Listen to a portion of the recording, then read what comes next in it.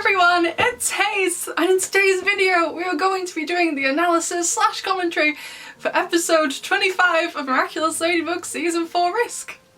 Don't worry, I'm surprised as you are. If you want to know what happened, why we didn't get a trailer or official airing date and it just appeared, it was released by accident on Spectrum, I think it's called. It was released by accident though. I don't know how that happened, so I woke up at like what? 7 AM this morning. I was led here, this is my bed if you weren't sure. So I was led here, turned my alarm on my phone off. Then I looked at Twitter.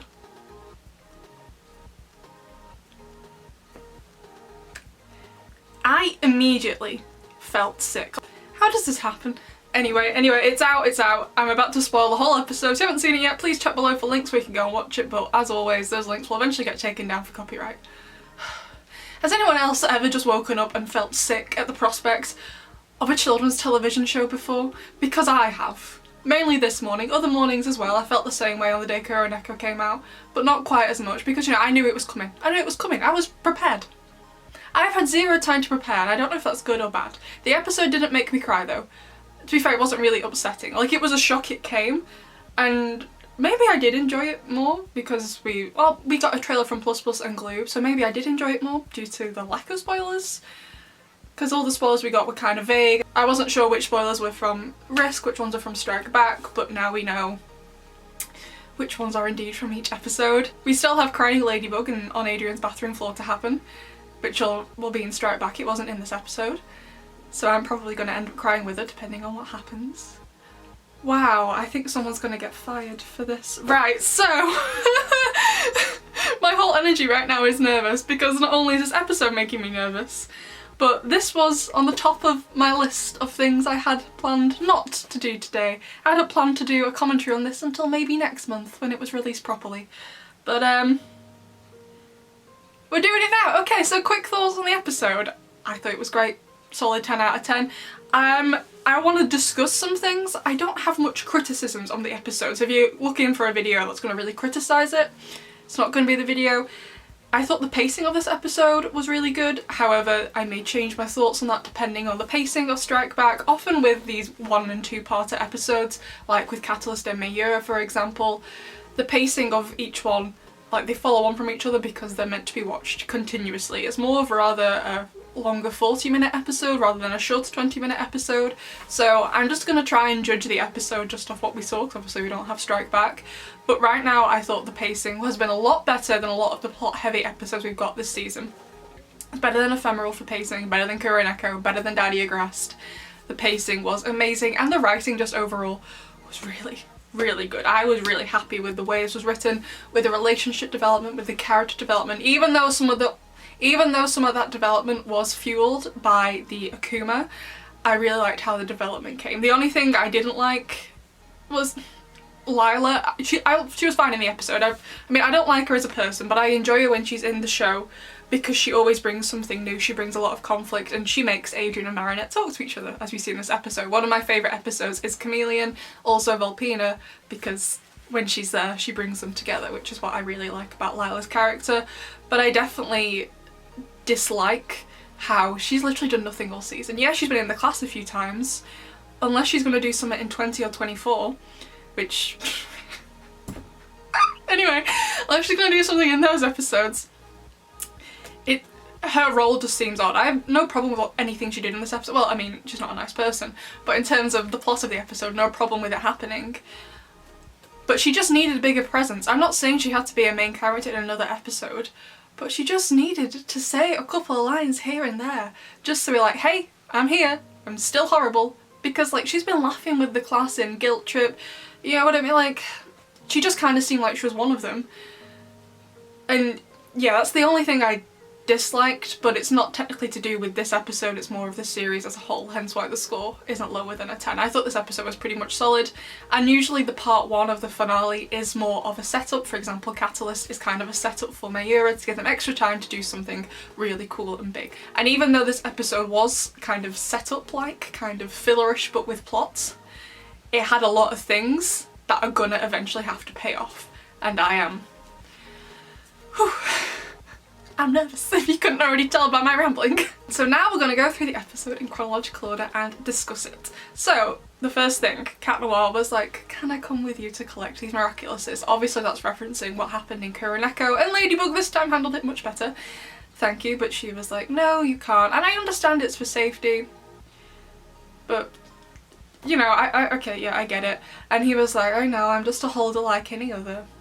Obviously referencing Kuroneko, what he saw on the news. And then she was like, yeah, but my favourite. So in that Plus Plus trailer we got, I'm pretty sure it was Plus Plus, when she kissed him and he looks annoyed, I think that was just the way it was cut because he seems absolutely fine.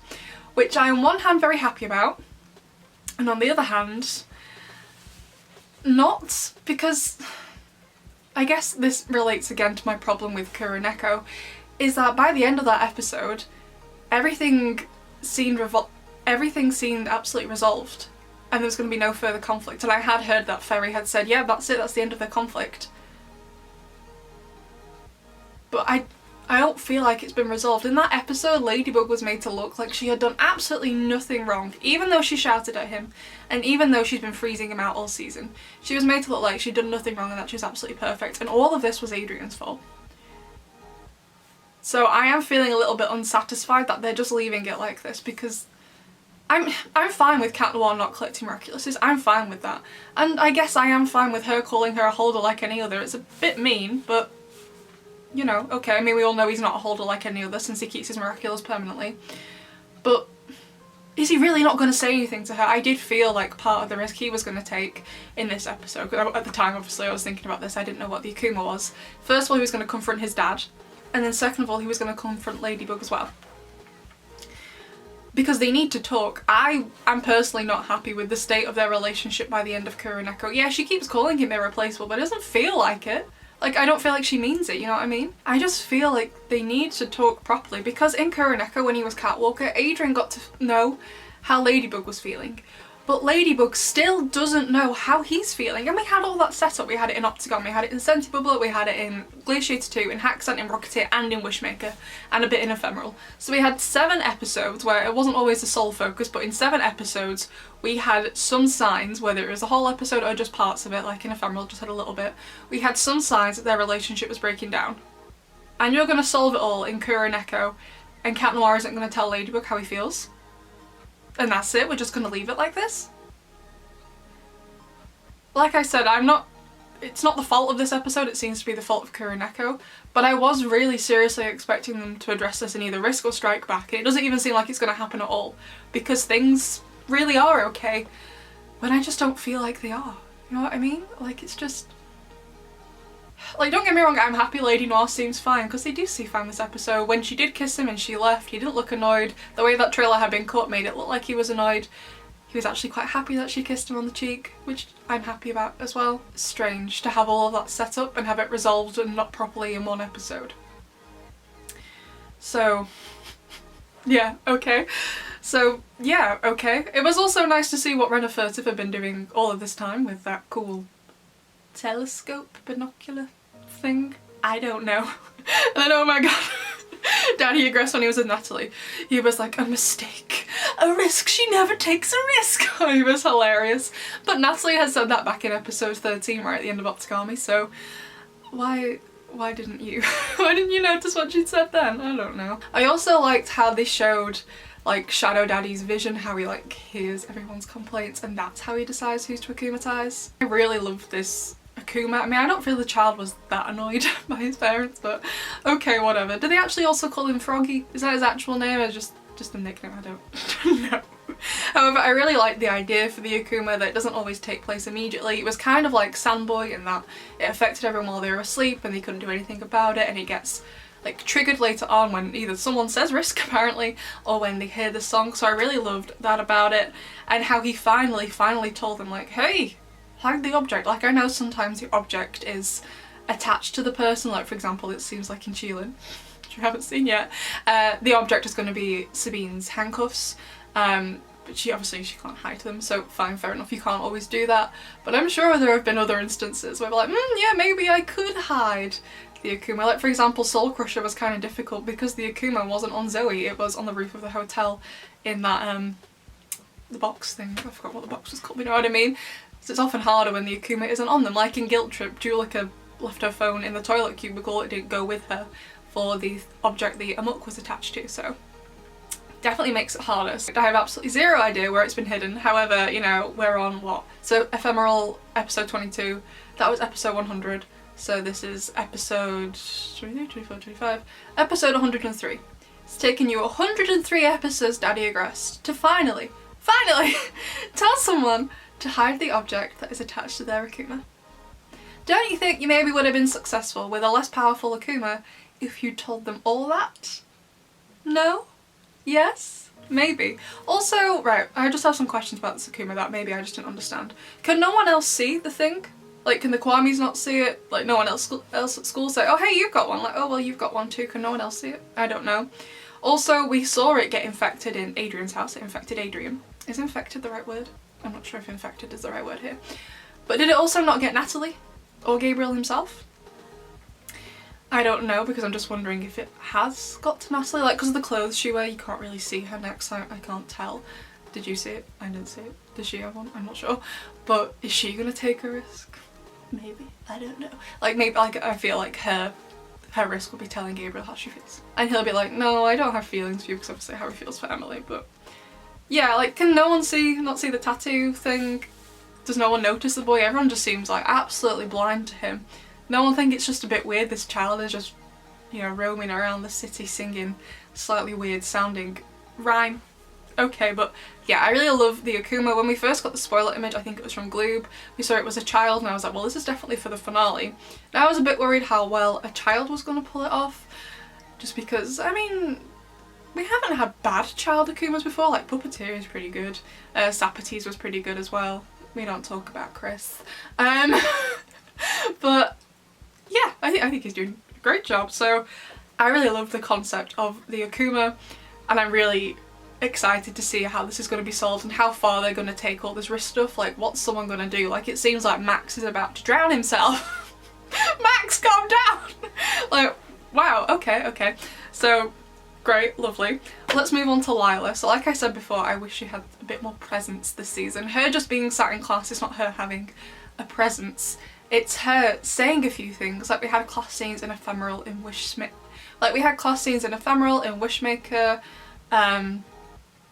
in Gang of Secrets, in Guilt Trip, in Mega Leech. Penalty also seems like a class episode as well. So a lot of the episodes this season, yes, to be fair, haven't taken place in the school. Okay, fine, fair enough. I wouldn't expect Lila to see them. I wouldn't expect to see other people from the class out and about with Lila. She only seems to like manipulate them in school, and then outside of school she's like, okay, bye, I've got my own life, I've got other things to do. So I wouldn't expect that. Okay, fine, fair enough, we've had less school episodes this season. But just give her a line or two here and there for her to be like, hey, I'm here, I'm still horrible. You know what I mean? She just needed a bit more presence. However, her all-white outfit, that's what I wanted to say now, her all-white outfit, hideous. Adrian's all-white outfit, beautiful. Lila's, no. I understand it was a replica of her normal outfit, and whilst I love the outfit, I love the outfit because of the patterns and the colours. Not all in white. It doesn't work all in white. No. I understand it was for the fragrance, because all the outfits for the fragrance stuff. He's obsessed with fragrances, this man. Daddy Agrest, calm down. You're a fashion designer. I know fashion houses release perfumes. I have a Givenchy, a Vera Wang, and a Calvin Klein perfume, okay? I understand. But Gabriel, your clothes aren't that good. Let's focus on the clothes, not the perfume. Anyway, back to the Akuma briefly, just remembered this. So I really like how anyone mentions risk or hears the music, they're like, oh, I have to do the thing.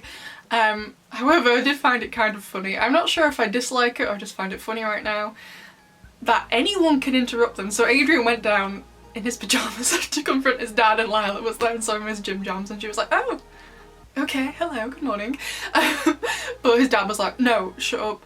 And then again later with Marinette and Adrian, Lila interrupted them. So I do find that kind of funny. It's like, yeah, you can take a risk, but if someone interrupts you, you immediately stop. Surely if you're about to take a risk, it doesn't matter what someone else is saying.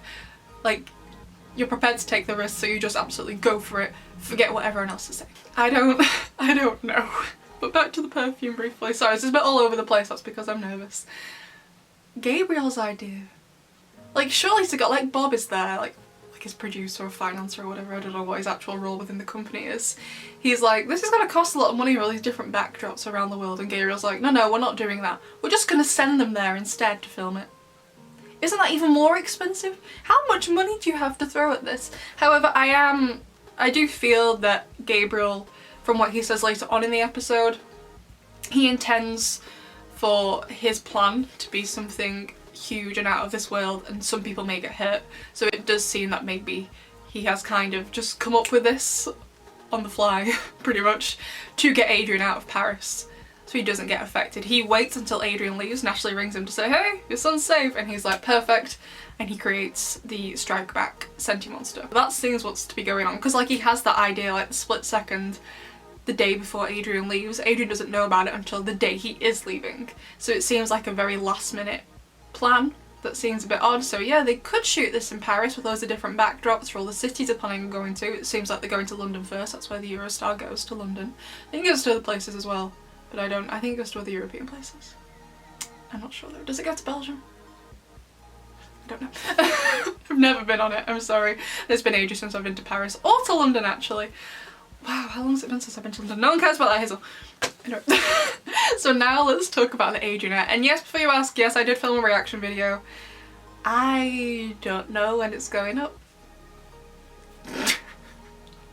My whole life has been turned upside down because of this episode airing so unexpectedly. Thank you, whoever got the dates wrong. But I absolutely loved the Adrianette moments of the playing dodgeball or something, I don't know. And I just absolutely love that. Even I understand it was like Adrian taking a risk talking to Marinette about this, but I feel like he also knows from what he said in this episode when it wasn't affecting him, it said in this moment rather than this episode, when the Akuma wasn't affecting him, he kind of felt like he could tell her because he knows Marinette can understand him. As Nino says later, it's like, he would have told me he didn't want to do this. I'm his best friend.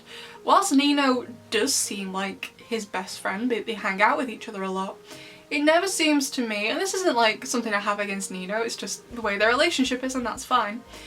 It never seems to me that Adrian and Nino have a super close relationship. They're kind of like, we're just friends because we saw each other on the first day and we sit together. And yeah, we like each other, but I just never feel like they really know each other. Not in the same way Marinette and Alia knew each other. Even before Alia found out Marinette was Ladybug, I would have been like, yeah, they're best friends. They know pretty much everything about each other.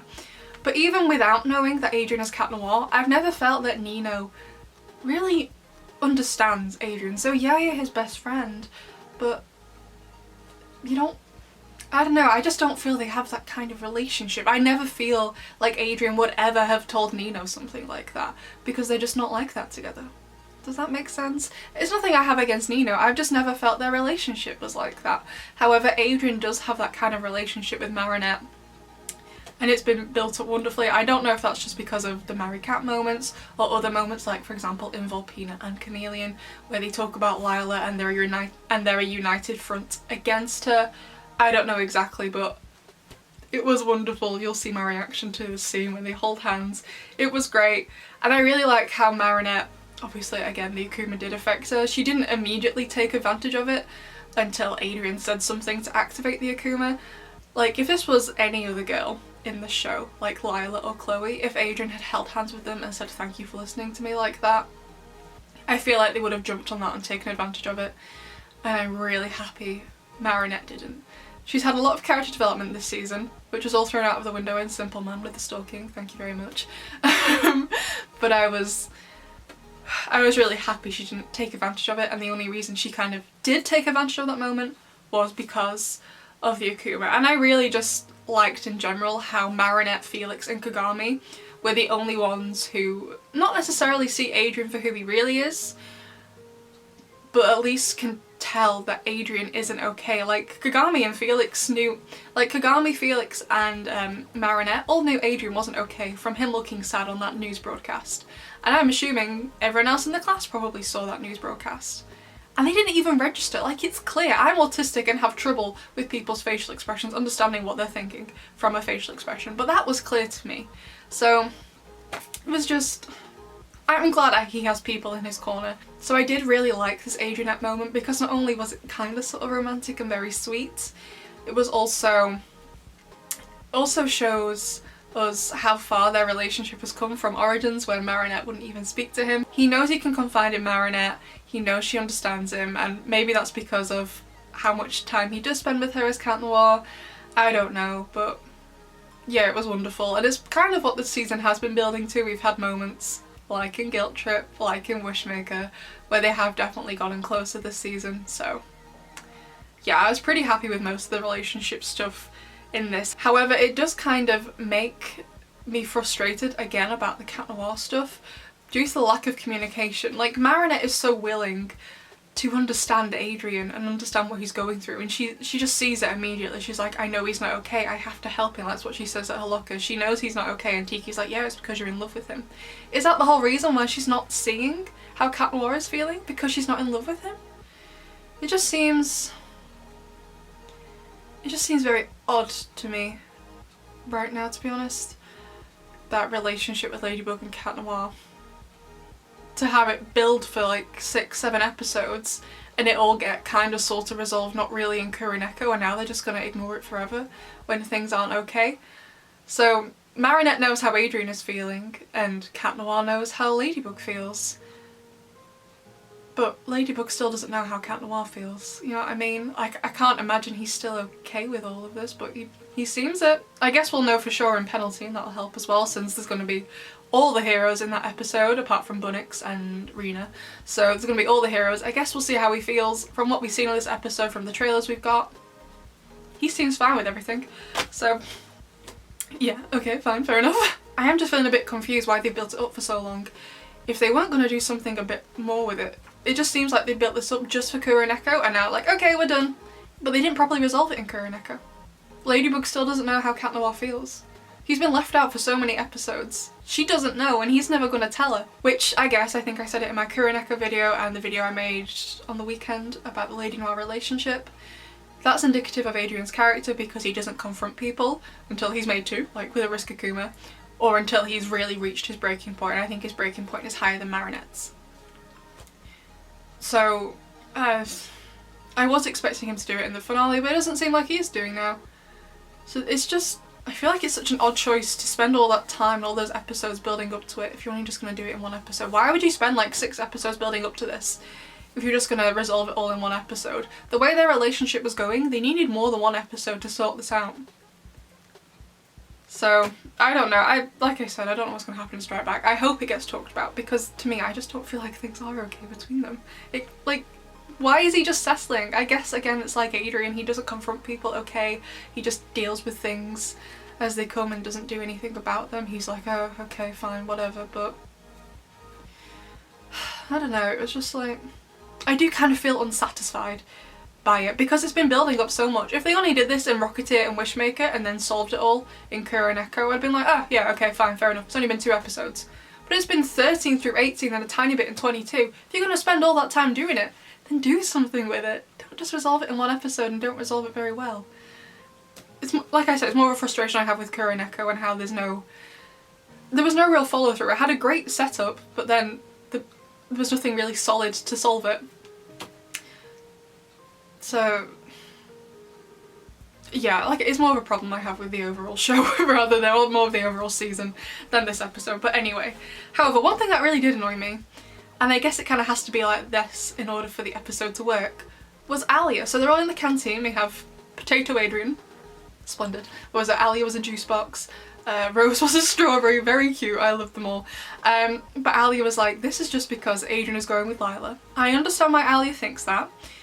However, Marinette was like, no, it's not because of that. I don't really care about that. Like, that did kind of seem like Marinette's first initial reservation when she sees the news broadcast about what's happening. Why are they reporting this on the news? I don't know.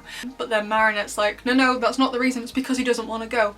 And they all think she's lying. And I can understand why. Rose, Kim, and Nino. Was there someone else there? I don't remember. I can understand why they all think Marinette is lying. But why does Alia know that? The whole thing in Volpina when Lila arrived was, Lila, I'm best friends with Ladybug. She told everyone. Okay, great. But now surely Alia knows that was a massive lie.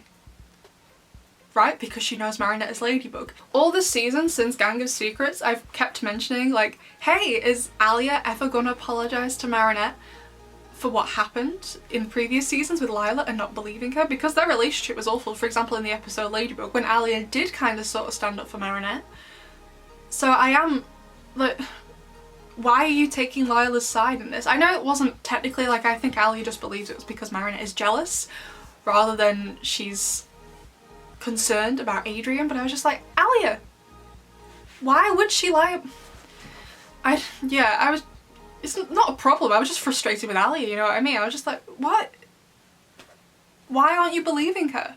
I didn't get it. I guess that's the reason why Alia hasn't mentioned Lila all season and apologised for what she's done, because Alia was still somewhat on Lila's side. She's like, oh, maybe Alia was like, oh, okay, well, she definitely lied about being best friends with Ladybug, but she's probably telling the truth about everything else. Like, just doesn't sit right with me. Like, I couldn't be... Like, it just, I don't know, it just doesn't sit right with me that Alia still thinks that. Like, what? What? Okay, it must have been really frustrating in that moment. Like, you know I'm, like, she must have been like, you know I'm Ladybug. Why would I? Okay, whatever. And then we bring in Felix. Now, I'm not the biggest fan of Felix. In his debut episode, didn't like him at all. I think most people didn't. In episode 9 this season, I didn't like him. I became more of neutral towards him, but now I do definitely like him, more so because he saved Adrian. I was so grateful he showed up. I had hoped because I was pretty certain, and now I know I'm correct, and I also bet my life on it, so I guess I'm staying alive. That spoiler image of Adrian on the train with the Peacock Miraculous, I said it was Felix. I'm correct. I'm very happy that I was correct because, like I said, I bet my life on it. I'm very happy that now seems to be correct. I was so happy that Felix showed up. I was like, yes. I was like, I hope, somehow, some way. I'm not sure how they execute it, but I hope that Felix turns up and him and Adrian swap places, and that is what happened, and I am delighted. Oh, so happy when he showed up. Never been happier to see someone I don't even like before. Oh, it was wonderful, absolutely wonderful. The entire time I was like, yes, yes, Felix. But I'm always confused about the kind of relationship him and Adrian have. In Felix, they seem like they're kind of okay with each other. They barely talk in episode 9, and they're kind of sort of arguing in this one. I don't know, but okay, like, is Felix intending to go through this entire tour and pretend to be Adrian for like 3 months? How is Adrian gonna go to school? I was like, oh yeah, I just sent my identical cousin instead. Then we had also the lens scene. Let's call it the lens scene, where we had the thing to check for fingerprints. I have no idea what it is. Does it actually exist? I don't know. Looked cool either way. I'm not that bothered if it doesn't exist in the real world like Markov exists. I've never really questioned that before, so it would seem a bit unfair to question the existence of this instead. So we all know who's going to get the peacock and butterfly mirror, well, the fake ones, not the real ones, that they put there at the end of episode 9. So nothing's going to happen, but okay. And then Felix goes down into the murder basement. I feel like his reaction was perfect. I mean, this is his auntie. I don't know what his relationship with Emily was like prior to her going missing, so I think the reaction there was fine. However, I feel like if this was me, even if I was more like Felix, I don't think I could look at my uncle properly. Or anyone for that matter, if I found out they were hiding, Emily's still technically alive, hiding the wife down there. Like, he seems absolutely fine with Gabriel. Okay. However, I'm not going to question why he didn't really do much more about it. Felix is an anti-hero. I made a whole video about it. If this had been Alia who had found this, I have no doubt she would do something. What the something would be is, I'm not sure, because I'm also not sure what I would do in this situation. What would you do in this situation? But so I'm not surprised he didn't, like, you know, go and get the police or something, tell Adrian. Well, actually, no, why didn't he tell Adrian? Well, I guess he could be trying to save Adrian from knowing. As we all know, every single time he finds out about his mum, he's devastated. Not that Felix knows that, but, you know, he understands his cousin. Him and his cousin have very different personalities. So, yeah, okay, understandably. So he did tell Adrian, but why didn't he do something else? He is an anti-hero, but what is he going to do with this information? I don't know. Does Felix know about the wish? That's what happens? Not 100% sure. So now let's talk about the scene with Natalie and the ring. So first of all, I don't really understand why you put it on Natalie's wedding ring finger, but okay, I was expecting something more romantic from this theme, but it didn't happen. It was actually quite serious. And I'm pretty sure this confirms Adrian is a senti monster because so someone tweeted Ferry, let me just get the translation up. Someone tweeted Ferry saying like, oh, is Adrian a senti monster after watching the episode? And she said, well, it was already super obvious, but this episode leaves no doubt. I have to go to PhD supervision at 3:30 this afternoon. How am I supposed to go knowing that? Right, so let's review the scenes with the evidence. So he gives Natalie the ring, and also just kind of the way he phrases it, it makes it like, I mean, I feel like Gabriel is intending to win. He's intending to win this time, hence why it's Shadow Moth's last attack. Sorry, Shadow Daddy's last attack. I understand he's intending to win, but the way he kind of phrases it is like, this might be like really tricky, kind of might die, so I'm giving you my ring so you can look after the aggress name, but also my son. And I think we could argue that it was more symbolic, not necessarily senti monster stuff, that he gives her the ring because it's something that means so much to him. Okay, fine, fair enough. But I think it is also indicative of the senti monster theory because in the next scene when they go into like Gabriel's office, I'm not sure what to call the room, where the portrait of Emily is, Felix, Adrian, is like, hey, I don't want to go, and Gabriel goes to give his old ring a little twisty twist, but he doesn't have it. Natalie has it. And we've seen it, what do we see it? We saw it in Megaleech, in Ephemeral, we've seen him twist the ring and Adrian obeys him. So, teamed with that, teamed with what Ferry said, I do feel like he is a senti monster, and I think right now I'm just in so much shock about this episode airing that I'm not upset right now. Because like I said, this episode came out of nowhere, I have to film this, I filmed a reaction, I have to edit it and stuff. I have PhD supervision this afternoon. My head is just too much full right now for it to really sink in. And maybe it'll like tonight, later on, after I've read all your comments on this video, I'll be like, ah, and start crying, because I've always said, I think Adrian is a senti monster, but I don't want him to be. I'll be so upset if he is. I don't want to cry, my makeup looks lovely.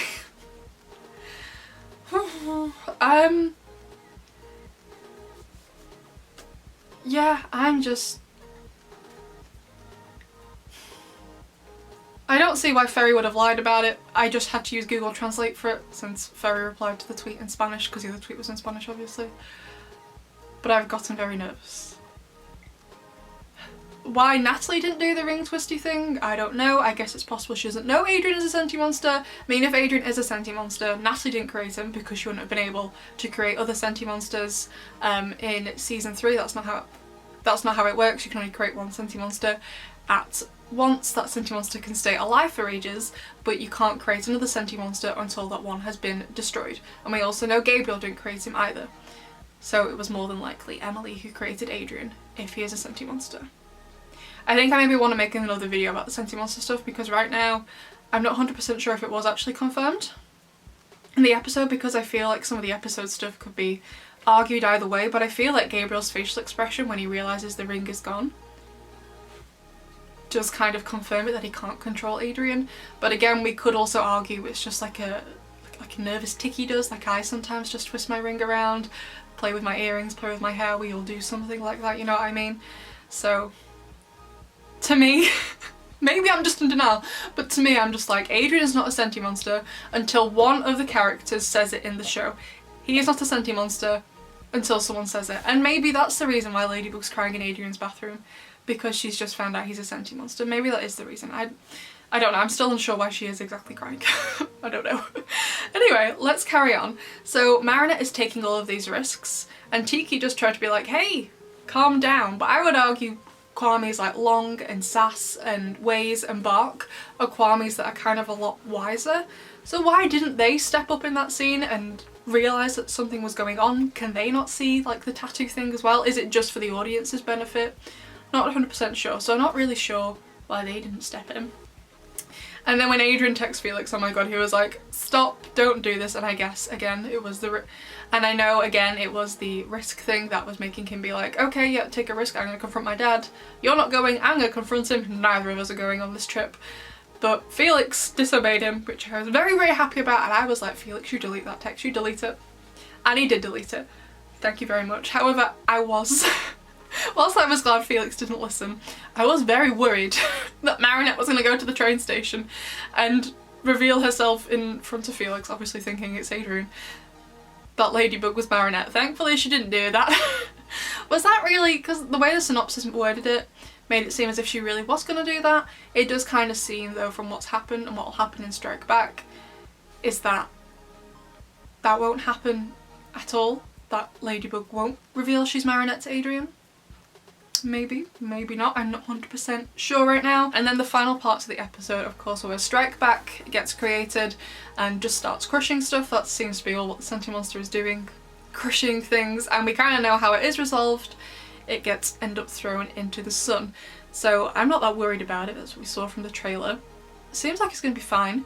However, there's still all the stuff from the Risk Akuma to solve, which I feel like is going to be the focus of the next episode rather than Strike Back himself. It seems like defeating Strike Back could be quite easy if you put in like at the start of Kuroneko. If Vesperia gets him with her immobilizer thing, we know that works on Sentimonsters from Queen Banana.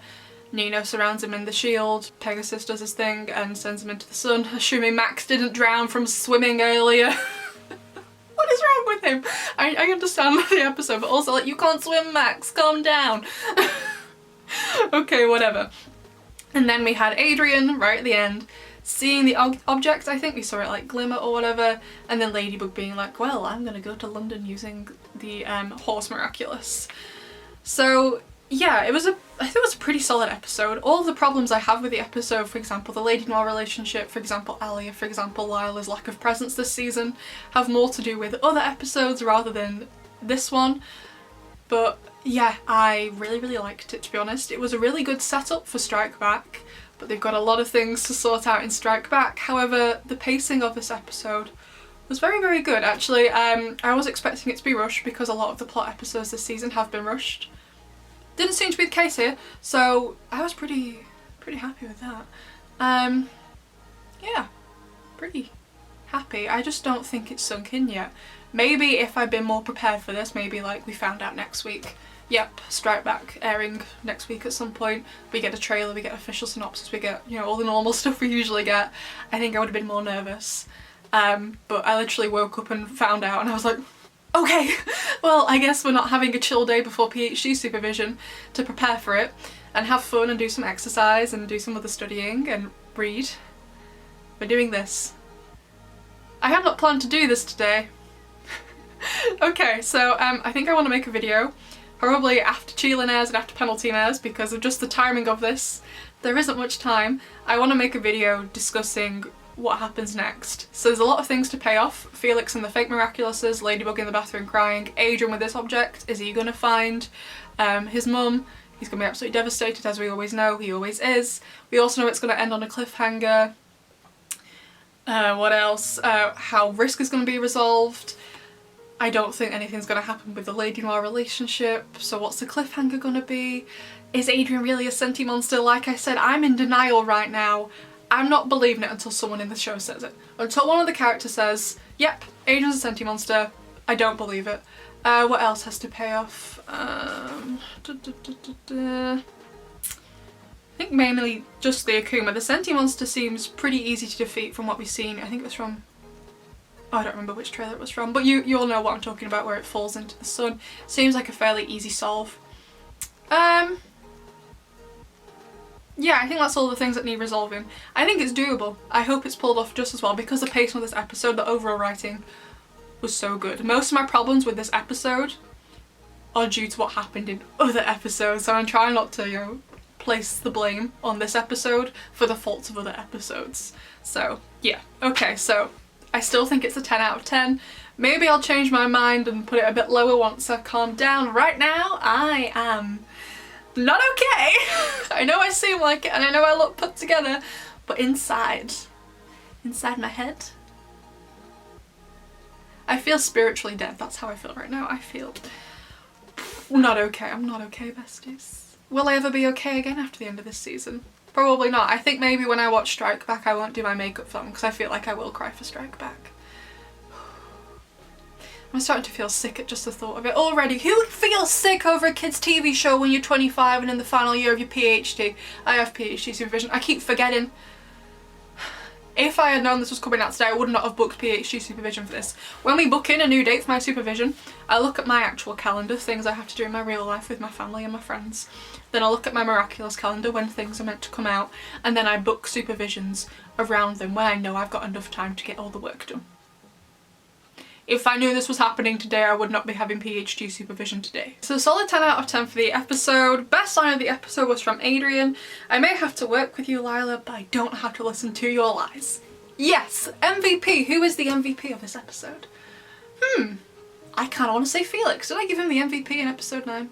I don't remember, to be honest, who I've given the MVP for in most of the episodes. I think it was Felix. He came in and saved the day. Yeah, he didn't listen to Adrian. Didn't expect him to though. I'm also assuming Felix didn't get infected with the thing, since he said, like, I saw the thing in the morning, came straight to you. I doubt those things ended up in London as well. So I'm assuming Felix hasn't been affected by the Riskakuma. So yeah, I'd say the MVP is probably Felix. So yeah, there's a lot to take in. I don't think I've fully taken it in. I'm up for having a discussion 100% with you all in the comments, although I don't know when I'll reply because, like I've said, I have PhD supervision. However, if you are going to write me a mini essay, I can't wait to read it. But please, can you put some paragraphs in it just so it's easier for me to read? I have bad eyesight, okay? And it's a computer screen. I'm going to be staring at a screen a lot today. If you could make it a bit easier for me to read your comments, if it's going to be a long one, that would be absolutely marvellous. So I'd love to know what you think about this episode. I'd also love to know what you think is going to happen in Strike Back. I don't know when it's airing, but I'd love to know what you think, and maybe after Cheelin and Penal Team have aired, I can sit down, make another video, or make some smaller theory videos about what I think is going to happen in the final episode for this season. By the end of Monday, we will have seen all but one episode in the show, and I am nervous. So nervous! So episode 20, Cheelin, will be on Saturday on Disney Channel USA, and episode 24, Penal Team, will be on Monday on Glebe in Portuguese. I feel like I might throw up before I edit. Yeah, I feel sick. Is Adrian really sentimental? So let you know, I need to know what you think about everything. Tell me your thoughts on everything to do with this episode, and what you think comes next, and how you're feeling. I need to know that you're all just as scared as I am right now. Because I'm not okay. I'm 100% going to walk into my supervision this afternoon. They're going to be like, hey, how are you? And I'm going to be like, traumatised. I'm traumatised, Professor. Traumatised. Whew. The person who runs Spectrum woke up this morning and chose violence. Maybe it's for the best if we didn't have time to prepare. Anyway, that's all I have to say. I think, maybe, I'll probably think of more things later, and I will see you in the next one, besties. Bye!